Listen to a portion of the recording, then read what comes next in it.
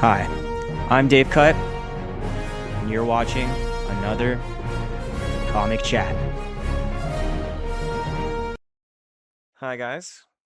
Back again today with another great but tragic comic from Spider-Man, the Back in Black series, where it picks up after the Civil War conflict, where Spider-Man had actually joined Iron Man and unmasked with the Soviet Accord, but later actually switches sides to Captain America. And after Captain America stops fighting, this is where it picks up with Peter, everybody knowing who Peter Parker is, and him being a criminal now at this point. So I do love all the art in the beginning comics, Spider-Man Back in Black. So, yeah, you can see the art. It does start out very, very tragically with Aunt May being shot. So this is part 1 of Back in Black.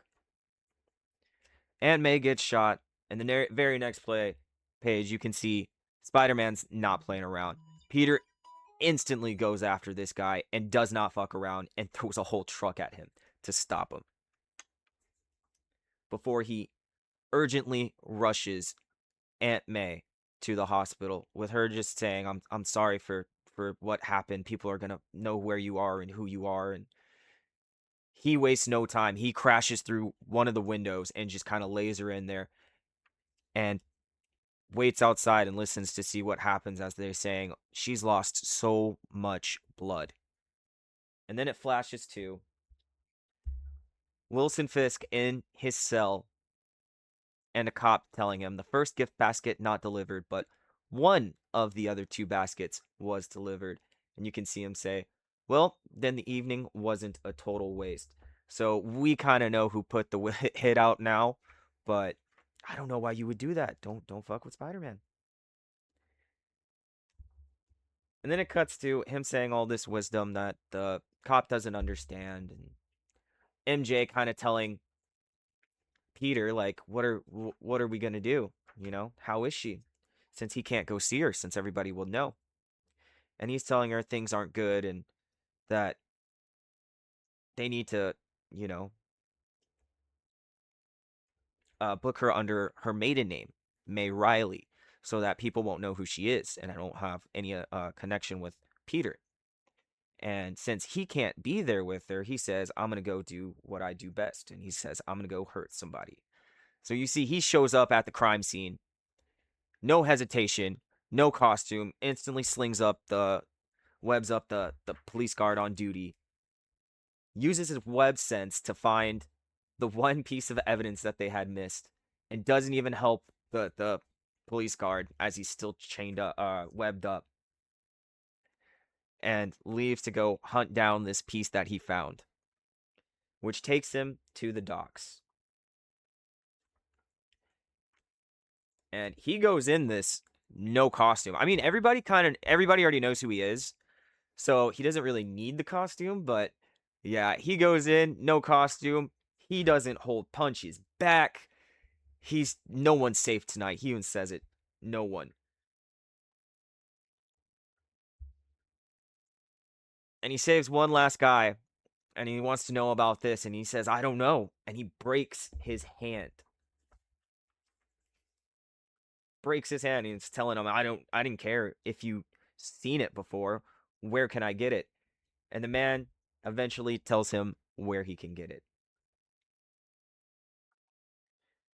So then they flash to MJ showing up, telling him about Aunt May, and them telling her that they're afraid that, she's going to die.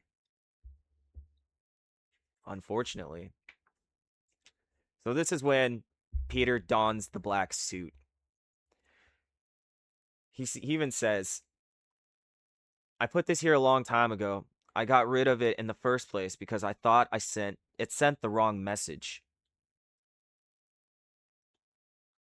Maybe I kept it because there might be a day when I want to send that message. That rules don't apply.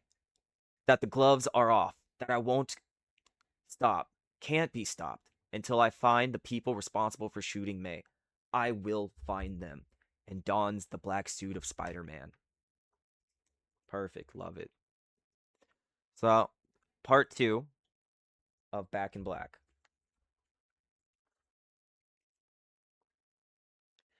It starts off with Peter on the phone with MJ and her telling him like it's not looking good and they're saying that she's going to die and him not accepting it and having to find out immediately who kind of did this. Well, now he has a name and he knows where to start. And this guy tells him that he's not going to tell him anything, and I'm probably the wrong thing to say if I were him. So he pulls my favorite technique, the Batman throw him off the roof and catch him by the ankle, you know. And this guy, it works every time. Classic hero move, works every time. And he ends up telling them two names that, are rich hunters that doesn't seem like it'd be their kind of kill. But the third name is where Spider-Man would go looking.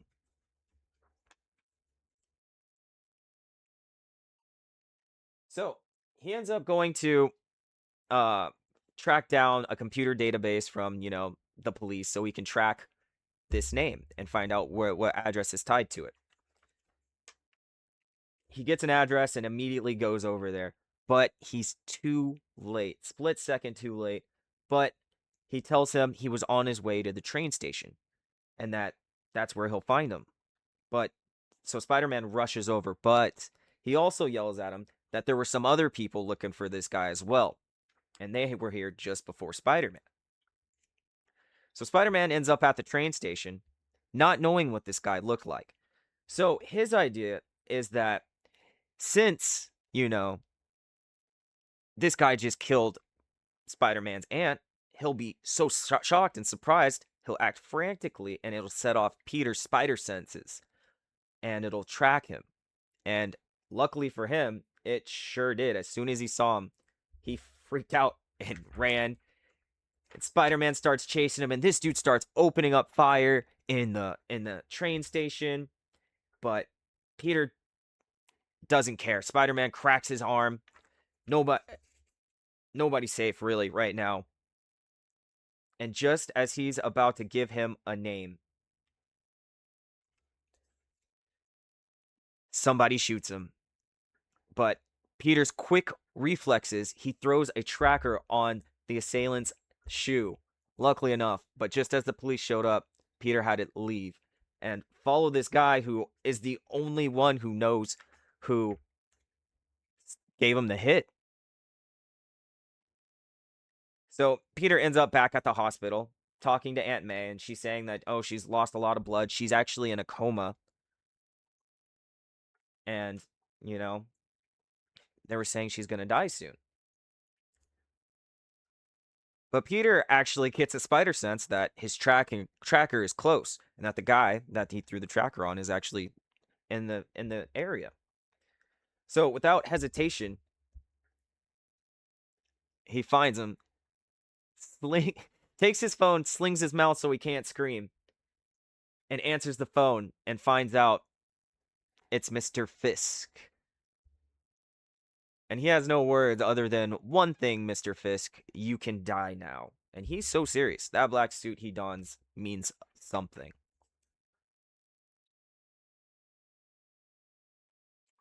So, Back in Black, Part 3. So it starts off with Kingpin on the phone thinking about how the gunman's dead now and there's still one guy out there that's involved in this. On the phone with Peter saying that he can't die, basically mocking him after what he had just told him. But Peter doesn't care. He already said what he needed to say and rips the webbing off the henchman's mouth and telling him, you better tell me everybody that's involved in this before he eventually does. And then Peter's off before MJ can even make it to the lobby. And then you can see Kingpin hanging up the phone, telling this guy, this is actually funny. Telling this guy, in ancient times, it's not uncommon for a king to be kidnapped and held hostage for a fee worthy of a king was paid. So he starts tearing apart his whole entire cell and getting this huge pile of money, asking the guard, do you know what this is? And he's saying, a king's ransom. As it is. And Fisk telling him the only thing he wants is for them to turn their backs, open the cells, and bring him his suit when the time is right. And that they can have all the money that was there. Then it flashes to the last guy getting strung up in the sewers. Peter kind of hanging there, threatening this guy, telling him he's the lowest of the low, telling him that he needs to tell people what happened and make them understand that if they come after his family, the black suit's gonna come out and he'll come for them. Yeah. It means something. That's a symbol. So, Peter ends up back at the hospital talking to MJ, trying to figure out, what they're exactly gonna do. So Peter has this idea that, hey, maybe he can give her his blood because it has worked before in a previous issue. It has healed her before, and all it will take is just a little bit of time since she had lost a lot of blood anyway. But the nurse shows up, and Peter eventually has to take off to go face off with the Kingpin. And you can see the stage getting set in the prison. The doors open, prisoners are let out. Kingpin gets his suit. Spider-Man shows up as Kingpin walks front and center stage, waiting for Spider-Man, and he shows up. He says, "End of the road, Fisk. You, me. Right now." He's not playing.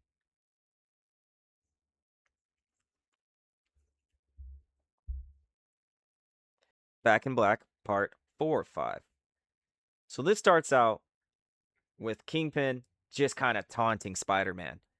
Saying, hey, we've seen that face, Peter Parker. The face of a chump.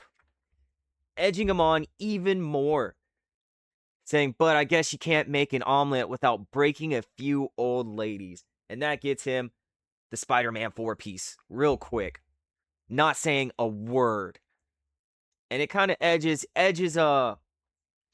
Kingpin on. And he says, which is especially unfortunate since once you've made a mockery of everything you stand for and victimized the women you said you loved, really, what's left except for humor? And I don't know how funny that was because that got him another 4-piece combo from Spider-Man. So this kind of pisses Fisk off. He's trying to he's with the witty comebacks with Spider-Man, but he's like, say something, damn you. And Spider-Man says, all right. He's trying to tell him, he donned this suit because it stands for everything that he said he would never do, That this suit stood for something, and that he wasn't here to kill him as Spider-Man, that he's here to kill him as Peter Parker, and he charges at him. Suit off and ready to go. And he gets Fisk good. It looks like, I don't even think Fisk puts up a fight, can he? Going back and forth, dude, just making him look like a chump. He even says, you don't have any real power. You can't fly. You can't stick on walls. You can't turn into living flame or stretch out across a 20-foot room. He tells this dude he's basically a balloon, and he's a needle here to pop him. And Fisk finally tries to get after him, get a couple good shots in, but he lands nothing. And Spider-Man takes him out again and picks him up by his chest. And slaps the bejesus out of him multiple times in front of everybody. That cheering room fell quiet real quick.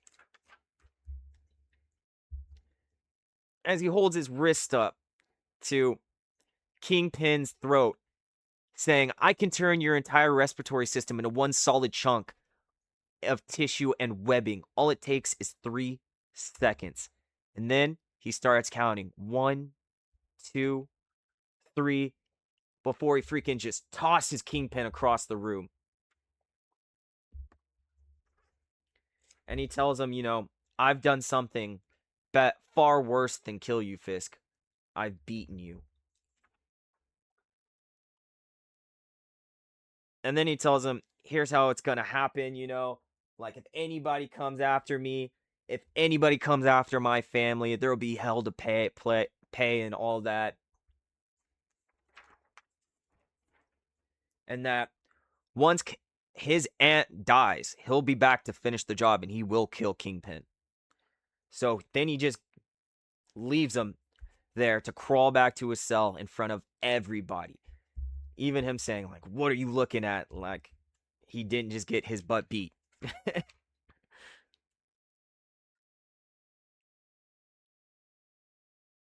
And then it flashes to, Spider-Man Peter checking on Aunt May.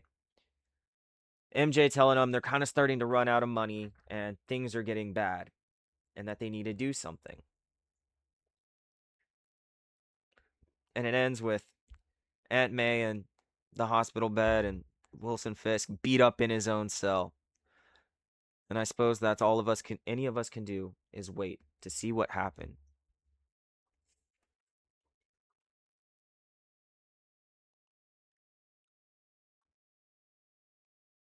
All right. Back in Black, Part 5. An incident on the 4th floor. All right. So this starts out with Peter kind of, talking to Aunt May, telling her, like, oh, I hope my blood doesn't turn you into, like, a human spider, grow 8 arms and stuff like that. And then you can see the next day he steals the file to see if anything actually had changed, because they got her blood work. And he says, I don't understand why it didn't work, that nothing has really changed. And then you can see a priest showing up to her room asking about her last, her last rites and wills and if she would want a preacher there at her time of passing. And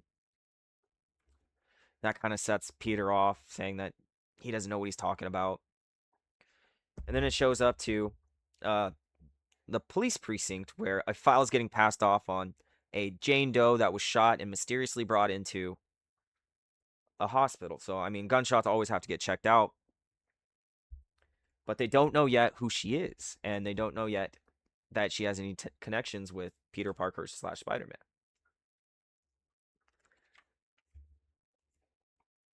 So this is where it gets funny. The detective actually shows up to the hospital, starts questioning.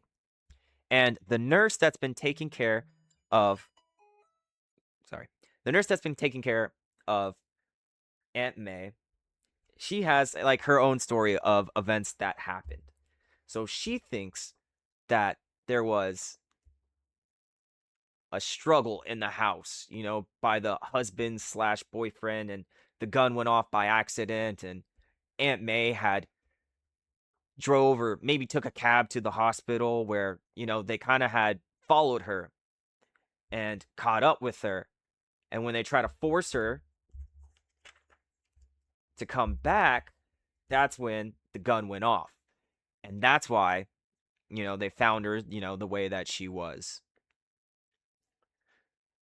And the detective's like, possibly, but what else? And then she even says, like, she thinks that the husband / boyfriend came back and tried to poison the old lady to finish her off since, they found some type of toxin in her blood that has not yet been identified. And her blood count was weird. But she also tells her that, that niece is up there right now. So the detective rushes up there, which sets off Peter's spider sense. But MJ opens the door, and the officer actually tries to arrest her, which is not a good idea. And she kind of pulls him into the room, and it's dark, and Peter's there, and he kind of just knocks out the freaking detective. No webbing, so he can't be connected to the crime, but Peter Parker does knock out the detective before realizing, like, hey, they're kind of getting noticed now. They need to move Aunt May. So, what they do is Peter ends up stealing a ambulance from some dudes on a break, an EMTs on a break. MJ has to steal transfer papers so it looks legit. So they get Aunt May all situated. They get the authorization. They kind of, forge it, but it's passable. And they get Aunt May checked into this other hospital, which actually happens to be cheaper since they're kind of running out of money. And after all of this, they're kind of realizing, like, dude, MJ's kind of freaked out. Peter Parker just knocked out a detective, and he's supposed to be the good guy. And Peter Parker's freaking out because, he even recounts it. He just committed 9 felony counts. Not committed by somebody in a mask that can't be tracked down. Not committed by Spider-Man. 9 felonies committed by me. My fingerprints all over everything. Me, Peter Parker. And he's trying to kind of starting to say he's turning into the very thing that he tried to fight, a criminal.